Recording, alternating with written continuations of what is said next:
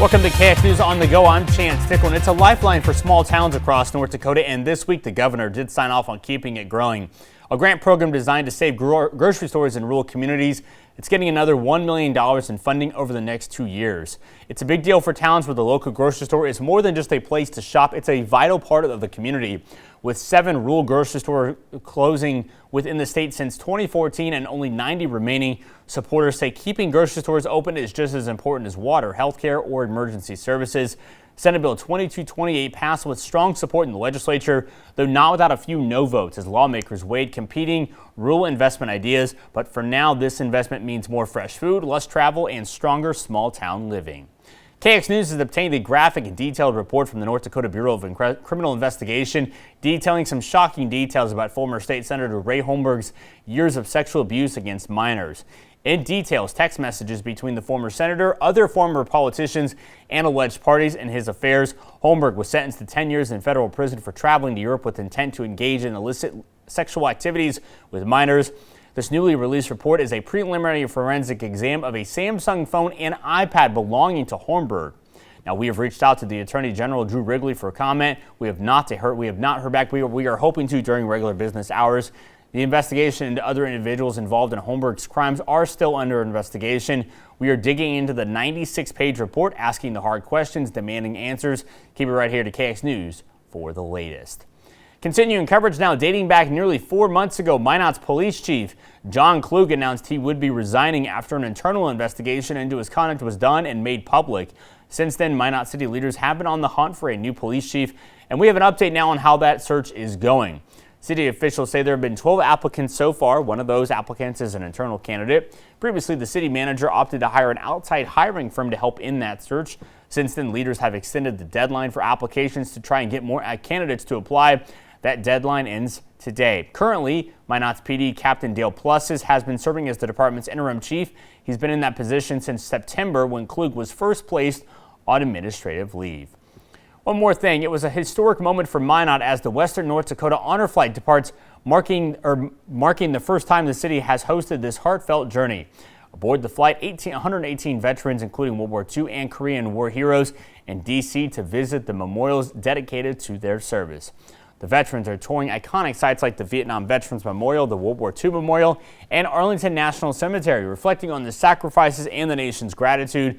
When they return later this evening, Minot's International Airport is hosting a special homecoming ceremony to honor the brave men and women. And the community is also being invited to pack the airport with as many supporters as possible. That ceremony starts at 6:30 tonight. Parking is free in the long-term parking lot. Let's check in with Vanessa for one last check of the forecast. Vanessa? Thanks, Chance. It is a gloomy and kind of dreary start to the work week overall. And if we look at the KXCAM network, temperatures down into the 30s in Williston, mid 40s in Minot. We're into the 50s for the rest of the region, but we're going to continuously temperatures cooling off from now on out. As we get into where temperatures standing are across the region, temperatures are into the 40s and the 50s. Storm Team radar reflecting kind of the back edge of these showers lifting further northward. We still run the risk for the potential for some heavier downpours as we go throughout the course of the daytime here.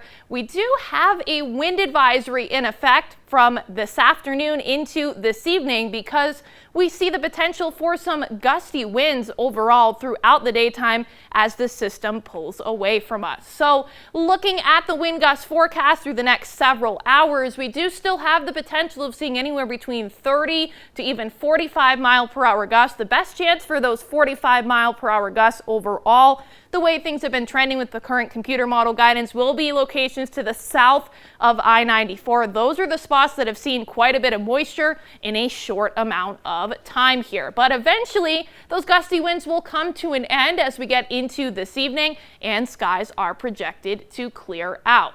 But again, it's very likely we have already set our highs for the day here. So the highs were set into the low to mid 50s. Will eventually drop down into the 40s by this afternoon. Precision Cast going to highlight the end of this rain as we get into later on this evening. So until then, there will be quite a few spots that will need the rain jacket and the umbrella as you're heading out the door this morning.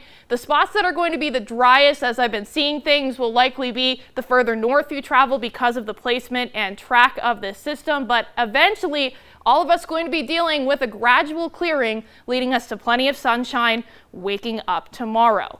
Now that rainfall potential, you're noticing that bullseye in the darker shade of purple, looking at that potential of seeing anywhere between 1 to 2 inches of rain overall. The rest of the region, as you travel further southward in those darker shades of blue, going to be around the 1-inch range. Now, unfortunately, again, the further north you travel, the lower those amounts will become.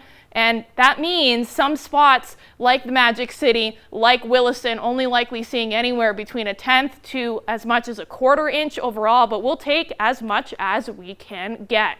As we head into this evening, we are going to be talking those temperatures plummeting down into the 20s. Tomorrow, that's when temperatures are going to slowly but surely begin to warm up. Spots to the east going to be into those 60s. Spots to the west going to be closer to those upper 60s and the lower 70s. That all comes down to who sees the clearing skies the quickest as you're waking up tomorrow. Williston's next several days, we're going to see temperatures kind of holding steady into the 50s this afternoon.